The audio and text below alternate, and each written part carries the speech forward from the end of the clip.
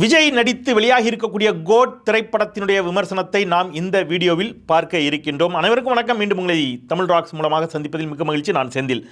Code திரைப்படம் அப்படிங்கிறது ரொம்ப முக்கியமான ஒரு படம். யாருக்குன்னு கேட்டிங்கன்னா விஜய்க்கும் விஜய் ரசிகர்களுக்கும். வெங்கட் பிரபு இயக்கத்தில் இன்று வெளியாகி இருக்கிறது. என்ன காரணம் அப்படின்னா, அவர் அரசியல் கட்சி தொடங்கிய பிறகு, தமிழக வெற்றிக் கழகம் என்பதை அதிகாரப்பூர்வமாக அறிவித்த பிறகு அவருடைய படம் வெளியாகிறது. நீங்கள் படத்தை பற்றி நம்ம நிறைய பேசலாம், உள்ளுக்குள்ளே பேச இருக்கிறோம். ஓப்பனிங் சீனு, அதாவது ஓப்பனிங்லே விஜயை வழக்கமாக இப்படி ஒரு விதமாக காட்டுவாங்க. அப்படியே கால்லேருந்து ஷாட் வைப்பாங்க ஹீரோவுக்கு, அப்படியே இங்கேருந்து பார்ப்பார். இப்படிலாம் நிறைய ஷார்ட்ஸ் இருக்கும் இல்லையா. ஒரு ஹீரோவோட மாஸ், என்ன சொல்கிறது, இன்ட்ரோ அப்படின்னு சொல்லுவோம் இல்லையா, ரசிகர்களுக்கு அவரை அறிமுகப்படுத்தக்கூடிய அந்த காட்சி, அது இந்த படத்தில் அரசியல் வந்த பிறகு, அவர் அரசியலுக்கு வந்த பிறகுங்கிறதுனால இந்த படத்தினுடைய ஓப்பனிங் சீனை எப்படி வச்சுருக்கிறாங்கன்னு கேட்டிங்கன்னா, ஓப்பனிங்கில் எல்லாரும் தேட்டரில் விஜய் வருவார்னு எதிர்பார்த்துக்கிட்டு இருக்கும்போது டக்குன்னு விஜயகாந்த் அவர்கள் நிற்கிறார். விஜயகாந்த் சாரா? கேப்டன் விஜயகாந்தா சார்? அவர் இறந்துட்டாரு அப்படின்னு நீங்கள் கேட்கலாம். எஸ், ஆனால் விஜயகாந்த் தான் கொண்டு நிப்பாட்டியிருக்கிறாங்க.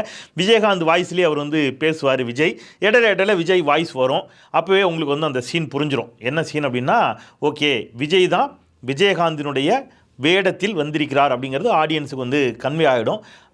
அந்த சீனில் அப்படியே ஓப்பனிங் சீனில் அப்படி அந்த மாஸ்க் அப்படி கலட்டுவார். விஜயகாந்தினுடைய மாஸ்கை கலட்டி விஜயகாந்திலிருந்து விஜய் வருவது போல் காட்சிப்படுத்தப்பட்டிருக்கிறது ஓப்பனிங் சீனே. இது ஒரு அரசியல் குறியீடு தான். ஏன்னா விஜயகாந்த் அவர்கள் அரசியலுக்கு வந்தார், ஒரு பெரிய வரவேற்பை பெற்றார் தொடக்கத்தில் அவருடைய ரசிகர்கள் மத்தியில். அது நமக்கு தெரியும். அதே மாதிரி விஜயகாந்த் அவர்கள் தான் விஜயனுடைய தொடக்க காலத்தில் அவர் நடித்த ஹீரோவாக நடித்த படத்தில் விஜயகாந்தும் நடித்து என்ன செஞ்சார், செந்தூர பாண்டியில் ஒரு பெரிய அளவில் விஜய்க்கு ஒரு முக்கியத்துவம் கிடைப்பதற்கு விஜயகாந்த் ஹெல்ப் பண்ணார். அந்த மாதிரி இப்போது விஜயகாந்த் இன்றைக்கி இல்லை. ஸோ அரசியலில் அந்த இடத்தை விஜய் இட்டு நிரப்புவார் அப்படிங்கிற மாதிரி ஒரு குறியீடு மாதிரியான ஒரு காட்சியாக தான் அதை நம்ம பார்க்க முடிகிறது. இது ஓப்பனிங் சீனுங்க. அந்த ஓப்பனிங் சீன் என்னன்னா, ஒரு ஃபைட் சீன்லாம் படத்தையே ஆரம்பிக்கிறாங்க. மோகன் அவர் ஒரு என்ன சொல்கிறது, பாதுகாப்புத்துறை அதிகாரி, ஆனால் தேசத்திற்கு துரோகம் செய்கிறார். அந்த மோகனை தேடி போகிறாங்க விஜயும் அவருடைய நண்பர்களும். அவருடைய நண்பர்கள் யார் அப்படின்னு கேட்டிங்கன்னா, பிரசாந்த், பிரபுதேவா, 2 பேரும் அவருடைய நண்பர்கள். இவங்கெல்லாம் ஒரு டீம் பாதுகாப்புத்துறையில். இந்த பாதுகாப்புத்துறையுடைய டீமை லீட் பண்ணுறது யாருன்னு கேட்டிங்கன்னா, நடிகர் ஜெயராம். இதுதான் அந்த விஷயம். ஸோ இப்போ துரோகம் பண்ணிட்டார் யார், மோகன். அவரை இவங்க ஒரு பயங்கரமான ஃபைட் சீனில் அந்த ஃபைட் சீன்லாம் ரொம்ப சூப்பராகவே எடுத்துருக்குறாங்க. இவங்க கொன்னுடுறாங்க. ரைட். தங்களுடைய இயல்பான வாழ்க்கையை தொடங்குகின்ற பொழுது என்ன சொல்கிறது, வீட்டு ப்ரெஷர்னு ஒன்று இருக்கும்ல, அந்த மாதிரி விஜயனுடைய மனைவியாக யார் நடிச்சிருக்கிறாங்கன்னா, ஸ்னேகா நடிச்சிருக்கிறாங்க. ஸ்னேகா என்னை எங்கேயுமே கூட்டு போக மாட்டிங்களா அப்படிங்கிற மாதிரி ஆரம்பித்த உடனே இவர் தன்னுடைய வேலை நிமித்தமாக குடும்பத்தோடு எங்கே போகிறார், வேலைக்கு தான் போகிறாரு. தாய்லாந்துக்கு ஒரு முக்கியமான பணிக்காக போகின்ற பொழுது ஸ்னேகா தன்னுடைய மகனையும் கூட்டிகிட்டு போகிறாரு. கூட்டு போகிற இடத்துல மகன் காணாமல் போகிறார். யார், விஜயோடைய மகனை யாரோ கடத்திடுறாங்க. யார் கடத்தினா அப்படின்னு சேரில் உட்காந்து தேட்டரில் சினிமா பார்த்துட்டு இருக்காங்க இல்லையா, அவன் எல்லாருமே சொல்லிடுறான், இது எங்களுக்கு தெரியாது, மோகன் தானே கடத்திருப்பார், இப்போ நான் கதையை மீறி சொல்லட்டுமா அப்படின்னு எல்லாரும் கதையை சொல்ல ஆரம்பிச்சிடறான் தேட்டரில். என்னென்னா, மோகன் கடத்திட்டு போய் அப்பாவுக்கு எதிராக வளர்ப்பார், இவர் அப்பா கிட்ட சண்டை போடுவார், அதான கதை அப்படின்னு தேட்டர் மொத்தமும் கத்துது. கதையை ஈஸியாக எல்லோரும் புரிஞ்சுக்கிட்டாங்க. அதில் தேட்டரில் ஒருத்தன் கத்துறான், ஏன்டா, அதாவது விஜயுடைய பையன் கடத்தப்பட்டுருவார், ஒரு சின்ன குழந்தை. அந்த கடத்தப்பட்ட குழந்தை இறந்து போகிற மாதிரி, ஒரு விபத்தில் இறந்து போகிற மாதிரி ஒரு காட்சி வச்சுருப்பாங்க படத்தில். எல்லாருக்கும் நமக்கு ஒரு டவுட் வரும். இப்போ கேட்குற உங்களுக்கு கூட ஒரு டவுட் வரும், இவ்வளோ பெரிய பாதுகாப்புத்துறை அதிகாரிங்கிறீங்க, அந்த ஆக்சிடெண்ட்டில் செத்து போனது அவர் குழந்தை தானா இல்லையாங்கிறத ஒரு டிஎன்ஏ டெஸ்ட் கூட எடுத்து பார்த்துருந்தா தெரிஞ்சிருக்குமே, அதை கூடவா எடுத்து பார்த்துருக்க மாட்டார், போஸ்ட்மார்ட்டம் ரிப்போர்ட்டில் தெரிஞ்சிருக்குமே, அதை கூடவா இந்த அதிகாரி செஞ்சுருக்க மாட்டார் அப்படின்னு உங்களுக்கு தோணும். பட் கதை என்ன, நம்ம அந்த மாதிரி லாஜிக்லாம் பார்க்கக்கூடாது இல்லையா. ஸோ லாஜிக்லாம் பார்க்கக்கூடாது. இப்போ இப்படியே வளர்ந்து வருகிறார்கள். இப்போ அவர் ஒரு நாள் ரஷ்யா போகிறாரு. ரஷ்யா போகும்போது யார், பெரிய விஜய் ரஷ்யாவுக்கு போகிறாரு. ரஷ்யா போகும்போது திடீர்னு அவரை தாக்குறதுக்கு ஒரு கும்பல் வருது. பார்த்தா தன்னுடைய மகன் அதிர்ந்து போகிறார். நம்மளை மாதிரியே ஒருத்தர் இருக்கார், அவர் மட்டும் தான் அதிர்ந்து போகிறார். தேட்டரில் யாருக்கும் அதிர்ச்சி இல்லை, ஏன்னா தேட்டரில் எல்லோரும் முதலே முடிவு பண்ணிட்டான், இவர் அந்த விஜய் தான், இவர் பாருங்கள், இவர் பையன் தான் வருவார் பாருங்கள் அப்படின்னு சொல்கிறான். ஸோ அதே மாதிரி எதிர்பார்த்த மாதிரி யூகித்த மாதிரி அந்த விஜய் வர்றாரு. 2 பேருக்கும் அந்த கண்ணும் நோக்கி கொள்ளுகிறார்கள். அப்புறம் சின்ன விஜய் அப்பாட்ட சொல்கிறார், நீ தானே எங்கள் அப்பா அப்படிங்கிறாரு. ஆமாம் மகனே, வாடா நம்ம 2 பேரும் வீட்டுக்கு போகலாங்கிறார். இவரும் வீட்டுக்கு போயிடுறாரு கிளம்பி. இப்போ அகைன் தேட்டர் மொத்தமும் கத்துது, இவன் அங்கே போகிறதே அவனை பழி வாங்குறதுக்கு தானு. ஏன்னா அவ்வளோ தூரம் யாராலையும் யூகிக்க முடியாத ஒரு திரைக்கதையை வெங்கட் பிரபு வச்சுருக்கிறாப்புல. அங்கே போய் கூட இருந்து ஒவ்வொருத்தரையாக இந்த மகன் விஜய் என்ன செய்கிறாரு, கொல்லுகிறார். அதுக்கு என்ன காரணம் அப்படிங்கிறத ஃப்ளாஷ்பேக்கில் காட்டியிருக்கிறாங்க. இவரை கடத்திட்டு போய் மோகன் வந்து இவர் என்ன செய்கிறாரு, நல்லா முதல்ல கொஞ்ச நாள் கொடுமைப்படுத்த சொல்கிறாரு. வனிதாவை வச்சு கொடுமைப்படுத்துகிறாங்க. வனிதா கேரக்டரு கொடுமைப்படுத்துகிறவரை வந்து இவர் காப்பாற்றி ரட்சிக்கிறார். அப்போ தான் தான் பேரில் பாசம் வரும்னு காப்பாற்றி இவர் தன்னை வளர்க்குறாரு. இவரே வளர்க்குறார் அந்த விஜயை. வளர்ந்த விஜயிடம் சொல்லிக்கிறார், என் நிலைமைக்கு காரணமே ஒருத்தன், அவனை நீ கொல்லணும், ஆனால் அவன் தான் உங்கள் அப்பன்னு நினைக்கும் போது தான் எனக்கு ரொம்ப கவலையாக இருக்குது அப்படிங்கிறாரு. இந்த விஜய் அதெல்லாம் இல்லை, நான் அவனை கொன்னே தீருவேன் அப்படின்ட்டு கிளம்பி எங்கே வந்துட்டார். வளர்த்த தகப்பனுக்காக பெத்த தகப்பனை கொல்றதுக்கு சென்னை வருகிறார். இப்போ சென்னையில் வந்து அப்பாவை கொன்னாரா அல்லது அப்பா பையனை கொன்னாரா, அந்த எப்படி கொன்னாங்க, பரஸ்பரம் யார் வெற்றி பெற்றார்கள் அப்படிங்கிறது தான் இந்த படத்தோட கதை. Right, okay. இதில் கடைசியாக ஒரு சின்ன ட்விஸ்ட்டை வேறு வச்சுருக்கிறாரு டேரக்டர். அதை நான் சொன்னால் உங்களுக்கு சுவாரஸ்யம் போயிடும். அதை நீங்கள் வந்து திரையரங்கிலே போய் பார்த்துக்குங்க. அது என்ன ட்விஸ்ட்டு அப்படிங்கிறத நீங்கள் தேட்டர்லேயே போய் பார்த்துக்குங்க. ரைட், இப்போது என்னென்னா படத்தில் அகெயின் நான் வந்து சொன்னது யூகிக்கக்கூடிய காட்சிகள். எல்லா இடத்திலும் அடுத்த காட்சிகள் இதுவாகத்தான் இருக்குங்கிறத யூகிக்க முடியாது. விஜய் படத்தில் எப்போவுமே வந்து பாட்டு வந்து செம்மையாக இருக்கும். யுவன் சங்கர் ராஜா அதில் சற்று ஏமாற்றி விட்டாரோ அப்படின்னு தோணுது. ஒருவேளை மீண்டும் மீண்டும் கேட்டால் அது பிடிக்குமா அப்படின்னு தெரில. கொஞ்சம் இருந்தாலும் கூட தேட்டரே ஆடி இருக்கணும்ல, அது கொஞ்சம் மிஸ்ஸிங் அப்படின்னு தோணுது. ஆனால் விஜய் வந்து ஆஸ் யூஷுவல் செம க்யூட்டு. பல காட்சிகளை வந்து அவ்வளவு ரசிக்கத்தக்க விதத்தில் அவருடைய நடிப்பு வந்து வேறு லெவல் அப்படின்னே சொல்லலாம். ரொம்ப அதே மாதிரி அந்த மகன், அவருடைய மகன் கேரக்டர் வந்து இறந்து போகிற காட்சியில் அவர் வெடித்து அழக்கூடிய அந்த சீன்லாம் வந்து ரொம்ப பிரமாதமாக வந்து விஜய் நடித்திருக்கிறார் அப்படின்னு சொல்லலாம். படத்துடைய பலம் அப்படிங்கிறது விஜய், அதே மாதிரி எல்லாரையும் சொல்லலாம், பிரசாந்த், பிரபுதேவா எல்லாரையும் சொல்லலாம். படத்துடைய பெரிய பலவீனம் அப்படிங்கிறது ஒரு தெளிவில்லாத கதை. அதுக்கு வந்து இன்னமும் நல்ல ஈர்க்கத்தக்க வகையில் இல்லாத ஒரு திரைக்கதை அப்படின்னு சொல்லலாம். நீங்கள் வந்து பெரிய அளவில் காமெடி அப்படிங்கிறது படத்தில் இல்லை. ரொம்ப சோகமான சீன்களில் கூட அப்படியான சீன்களும் இல்லை. பெரிய உங்களை வந்து அள வைக்கிற மாதிரி, உங்களை வந்து சிரிக்க வைக்கிற மாதிரி, உங்களை ஆட வைக்கிற மாதிரி அப்படியான எதுவும் இல்லாமல் ஒரு மாதிரி ஃப்ளாட்டாக படம் போகுது அப்படின்னு வச்சுக்கலாம். ஸோ அதுதான் படம். ஒரு அரசியல் கட்சி தொடங்கிய நிலையில் அங்கங்கே சில குறியீடுகள் வைக்கப்பட்டிருக்கிறது.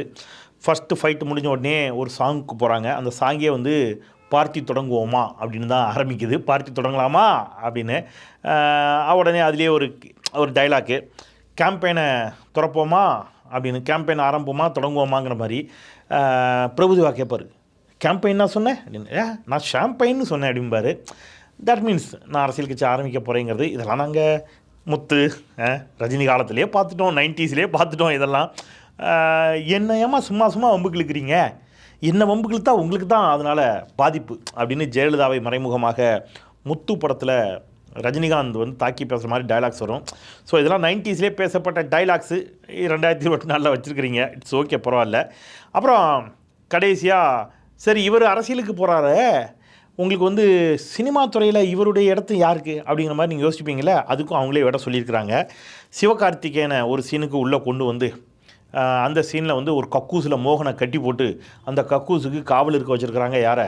நம்ம சிவகார்த்திகேயன் வந்து கக்கூஸுக்கு காவல், தட் மீன்ஸ் மோகனுக்கு காவல் இருக்கிற மாதிரி ஒரு சீனு. அதில் வந்து சிவகார்த்திகேயன் வந்து சொல்கிறார், யாரை பார்த்து?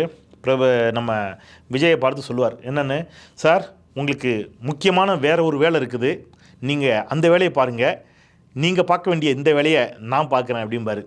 உங்களுக்கு ரொம்ப புரியறதுக்கு கஷ்டமாலாம் இருக்காது, ஈஸியாக தான் இருக்கும்.